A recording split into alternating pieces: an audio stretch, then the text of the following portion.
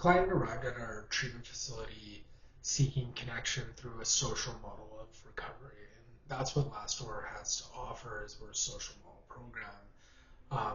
At the time, this resident was isolated from his family, from his friends. He had suffered 5 overdoses in a 2-month period and was desperate, seeking help. And he had tried several different types of treatment prior to coming to us, but all of them were very individual based. And so he wanted a peer based model. And at this point in time in British Columbia, there was 4.7 deaths a day due to drug poisoning. And so not only was this important, like accessing treatment at this time was life saving for individuals. And so this individual chose our program, based on community, shared meals, peer support, 12-step meetings, because of the years of isolation he had had coming to us, right? And you know what the tragic thing was? What happens when someone reaches out for help is we ended up closing the doors on that individual based on the new COVID-19 protocols that got put into place by our health authority. And so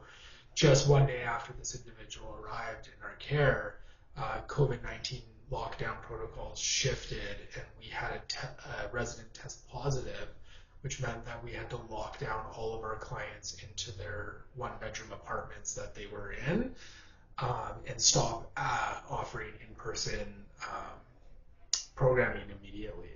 And so everything that this individual had signed up for in the community model, the social model, and the peer support had been taken away from him, right? And if we know anything about the COVID-19 pandemic, is we saw, alcohol misuse rates climb by 10% in British Columbia. We saw domestic violence go up by 7% in British Columbia. And so not only was there the overdose crisis going on with opiates, as we had the pandemic, which also was increasing, stats. We went from having a 3-month wait list to a 7-month wait list in the span of 4 months during COVID. And so this individual, had every opportunity to leave, but instead he was like, I signed up, I want to stick it through. And what we did as an organization within 3 days of, hearing these new changes was we went and took our program fully online. And so we fundraised through our alumni base in 2 days, enough money to buy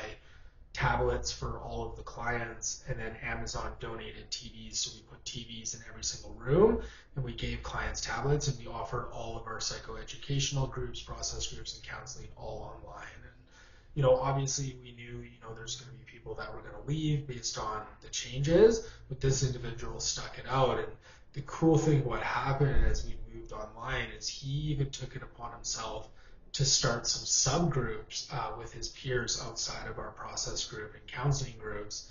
And it was kind of like ships, signaling to each other in the fog that clients began creating their own virtual subgroups and, looking to connect. And so outside of programming hours, they were journaling together, they were, writing step work together, and they even collaborated on some short films to pass time and have some laughs.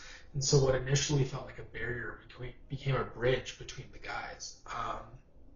The interesting piece about this is although the format changed, this individual described his level of connection to his 60 other peers as, 9.5 out of 10 during his treatment program. And so what we ended up seeing was an increase of connection between population during this move to a hybrid model. And what this individual started was something what we call alumni group now, where he brought in alumni on Zoom to share their stories with the current residents in programming, and this offered a lot of hope. It bridged networks of people outside of our organization in different communities across Canada. We even had people zooming in from the States. And so not only did this shift, his treatment stay and others' treatment stays, it shifted our whole idea of how we were going to help people post-treatment and our alumni.